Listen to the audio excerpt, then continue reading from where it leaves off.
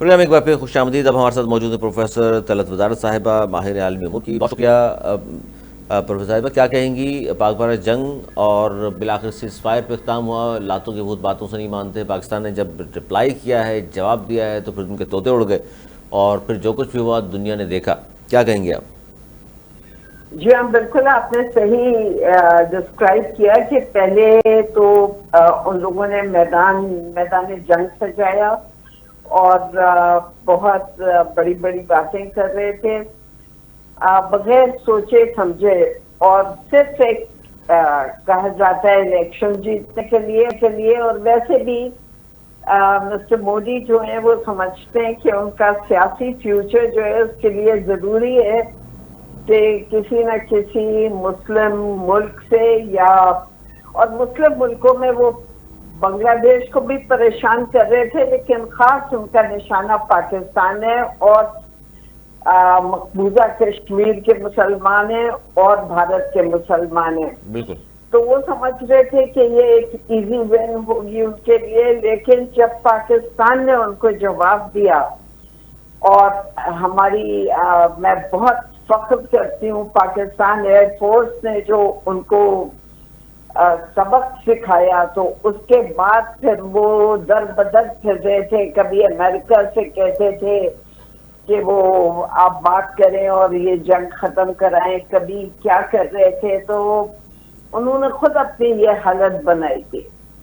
اچھا, اس میں دو چیزیں بڑی اہم ہیں طلعت وزارت صاحبہ. آج بلکہ ابھی تھوڑی دیر پہلے خبر آئی, ایک تو ظاہر سیز فائر کے حوالے سے بات چیت ہوئی آج ڈی جی ایم اوز کے درمیان, اور دوسری خبر یہ آئی کہ جی ٹرمپ صاحب نے سارا کریڈٹ اپنے پاس نہ صرف لے لیا دونوں ممالک کے درمیان سیز فائر کا, بلکہ یہ بھی کہا ہے کہ دونوں ممالک نے جنگ تجارت کی وجہ سے بند کی ہے. کہ ہم نے کہہ دیا تھا جناب پھر دونوں ممالک سے ہماری تجارت نہیں ہو سکے گی, اور دونوں ممالک مان گئے. مطلب اس طرح کی باتیں, ظاہر ہے اب سیز فائر تو ہو گیا, اب اس طرح کی باتیں بھی باہر آ رہی ہیں. جی ہاں, لیکن ٹرمپ جو ہیں وہ خود ایک بہت ہی میں کیا کہوں ٹی وی کے اوپر ایک ڈفرنٹ سا کیریکٹر ہیں. ان کی بات میں بہت زیادہ وزن نہیں ہوتا ہے. مجھے لگتا ہے کہ وہ کبھی کبھی باتوں کو بہت ایگزیجریٹ کرتے ہیں. اب انہوں نے پاکستان اور یعنی بھارت نے انہیں اپروچ کیا, کہا جا رہا ہے. بالکل. اور یہ بھی کہا جا رہا ہے, کچھ لوگوں سے میرا ڈسکشن ہو رہا تھا تو انہوں نے کہا کہ وہ خود بھی چاہتے تھے جب بھارت کی وہ شروع ہوئی یعنی کہ ڈاؤن فال سا اس اسکرمشز میں, تو امریکہ خود نہیں چاہتا تھا کہ بھارت کا جو ریجنل پوزیشن ہے جو خراب ہو. یہ صحیح کہہ رہی ہیں آپ, کیونکہ چائنا کے سامنے انہوں نے کھڑا کرنا ہے جس کو ان کی حالت کر دی پاکستان نے, تو بڑی مزید تو ہو گئی ان کی دنیا میں. ان کا خود بھی یہ انکلینیشن تھا. پہلے تو انہوں نے اجازت دے دی تھی بھارت کو, وہ سمجھتے تھے کہ بھارت جو چاہتا ہے وہ امپوز کر دے گا, لیکن جب انہوں نے ریئیکشن ہمارا دیکھا تو پھر ان کی انٹرسٹ میں یہ تھا کہ کسی طرح بھی رکوائیں, اور پھر بھارت بھی ان کی منتیں کر رہا تھا کہ آپ اس کو رکوائیں. تو مگر ٹریڈ کیا کریں گے, وہ تو سب کے اوپر سینکشنز لگا رہے ہیں, اور پاکستان کو تو ان سے بہت سوچ کے ٹریڈ کرنا چاہیے. وہ پاکستان کے معدنیاتی ذخائر پر اور مائنز پر قبضہ کرنا چاہتے ہیں. میں نے اس کے خلاف پروگرامز کیے ہیں, اور میں سمجھتی ہوں کہ پاکستان کو بہت کیئرفل رہنا ہوگا. آپ کو لگتا ہے ابھی بھی جو بتا رہی ہیں آپ اسی کے ارادے وہی ہیں ان کے؟ جی ہاں بالکل وہی ارادے ہیں. وہ چاہ رہے تھے کہ پاکستان کو ہزیمت اٹھانا پڑے تو اس کے بعد وہ بہت ہی آرام سے ڈومینیٹ کر کے جو چاہتے ہیں کروا لیں گے. اب انہوں نے دیکھا کہ پاکستان اسٹرانگ ہے تو وہ چاہتے ہیں کہ یہ احسان دیں پاکستان پہ بھی, اور شاید انڈیا پہ بھی رکھ رہے ہوں گے. انڈیا سے تو کہہ رہے ہوں گے کہ تمہارے اتنے منت سماجت کرنے سے ہم نے تمہیں بچا لیا ہے, لیکن چاہتے ہیں کہ پاکستان کے اوپر بھی احسان جتائیں, جبکہ ہم نے ان سے کبھی نہیں کہا کہ آپ جنگ رکوا دیجیے. اور وہ اصل میں ان کی نظریں, میں نے دیکھا ہے کہ ट्रम्प में ये बहुत ज्यादा है, गाजा के ऊपर कब्जा कर लो, पैनामा के वो उसके ऊपर कब्जा कर कनाडा ले, कनाडा में भी, कब्जा, मतलब बैलेंस का इंसान नहीं लग रहा है। क्योंकि कनाडा के हवाले से भी आपको प्रोफेसर साहब याद होगा, कनाडा के हवाले से भी कहा था कि मैं अमेरिकन स्टेट बनाना चाहता हूँ, उनको 51 में। जी जी, उस पर मैं आना चाह रही थी, लेकिन सबसे पहले बल्कि कनाडा का ही कहना चाहिए था। निहायत मज़ाक़खेज़ बयान था वो। बड़े नाराज हुए कनाडा वाले इस पे, जाहिर है। जी हाँ, बिल्कुल। अच्छा, इस पे क्या लगता है आपको, अब ये जो सीज फायर हुआ है, अब जाहिर है अब भारत है तो AR मकार भी है, तो कितना एतबार किया जा सकता है?